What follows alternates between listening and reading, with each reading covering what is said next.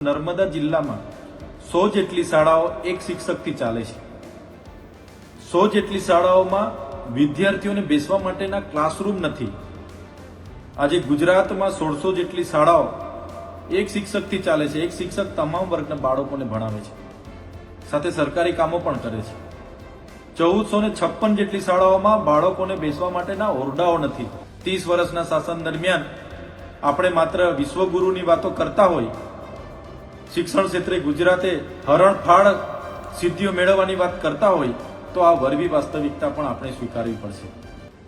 ગુજરાત સરકાર અને શિક્ષણ વિભાગ દ્વારા આજથી ગુજરાતના સમગ્ર જિલ્લાઓમાં કેબિનેટ મંત્રી, સાંસદો, ધારાસભ્ય અને તમામ શાખાના અધિકારીઓની હાજરીમાં કન્યા કેળવણી મહોત્સવ અને શાળા પ્રવેશોત્સવ ચાલુ થયો છે. સરકારના આદેશ અનુસાર અમે પણ અમારા મત વિસ્તારમાં 3 જેટલી શાળાઓમાં બાલવાટિકા અને આંગણવાડીના બાળકોને શાળા પ્રવેશો કરાવી આવ્યા છે અને પ્રોત્સાહન અમે પૂરું પાડ્યું છે. સરકારના આ અભિગમને અમે આવકારીએ છીએ. પરંતુ સવાલ એ થાય છે, શું આવી રીતે ભણશે ગુજરાત? કેમ કે આજે પણ મારા મત વિસ્તારની હું વાત કરું, નર્મદા જિલ્લામાં 100 જેટલી શાળાઓ એક શિક્ષકથી ચાલે છે. 100 જેટલી શાળાઓમાં વિદ્યાર્થીઓને બેસવા માટેના ક્લાસરૂમ નથી. આજે ગુજરાતમાં 1600 જેટલી શાળાઓ એક શિક્ષકથી ચાલે છે. એક શિક્ષક તમામ વર્ગના બાળકોને ભણાવે છે, સાથે સરકારી કામો પણ કરે છે. 1456 જેટલી શાળાઓમાં બાળકોને બેસવા માટેના ઓરડાઓ નથી. ક્યાં કે ભાડાના મકાનમાં ભણે છે, ઝાડ નીચે ભણે છે, ઓટલા પર ભણે છે, સરકારી આવાસમાં ભણે છે, ગ્રામ પંચાયતમાં ભણે છે. આ વરવી વાસ્તવિકતા એ પણ ગુજરાત સરકારે સ્વીકારવી પડશે. 30 વર્ષના શાસન દરમિયાન આપણે માત્ર વિશ્વગુરુની વાતો કરતા હોય, શિક્ષણ ક્ષેત્રે ગુજરાતે હરણફાળ સિદ્ધિઓ મેળવવાની વાત કરતા હોય, તો આ વરવી વાસ્તવિકતા પણ આપણે સ્વીકારવી પડશે. સરકાર એક બાજુ ખાનગી શાળાઓને પ્રોત્સાહન આપી રહી છે અને સરકારી શાળાઓ બંધ કરી રહી છે.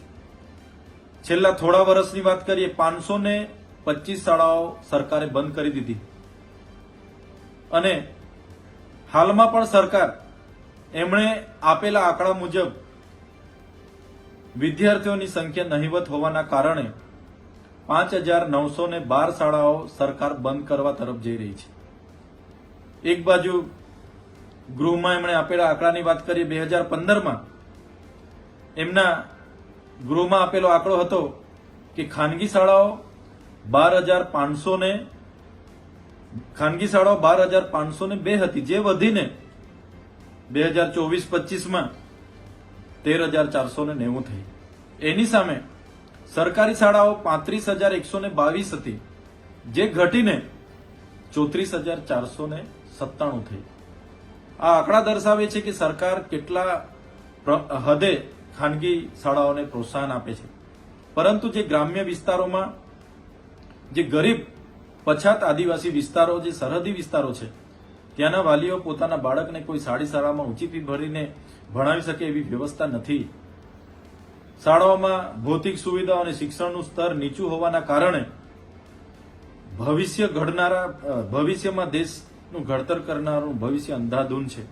ત્યારે અમે સરકારને વિનંતી કરીએ છીએ, એક બાજુ ટેટ-ટાટ પાસ ઉમેદવારો કાયમી શિક્ષકોની ભરતી કરવાની માંગ કરી રહ્યા છે. આટલું મોટું બજેટ હોવા છતાં સરકાર જાણે મન બનાવી ચૂકી હોય એમ નથી શિક્ષકોની ભરતી કરતા, નથી જ્ઞાન સહાયકોની ભરતી થતી અને નથી શાળાઓના ઓરડા બનતા. સરકાર તાકીદે આ કાર્યક્રમો તો થવાના છે, થશે, પણ તાકીદે જે પણ શિક્ષકોની ઘટ છે એ પૂરે, ઓરડાઓની ઘટ છે એ પૂરે, આંગણવાડીના મકાનો નથી એ મકાનો બનાવે, એવી અમારી સરકારશ્રીમાં માંગણી છે.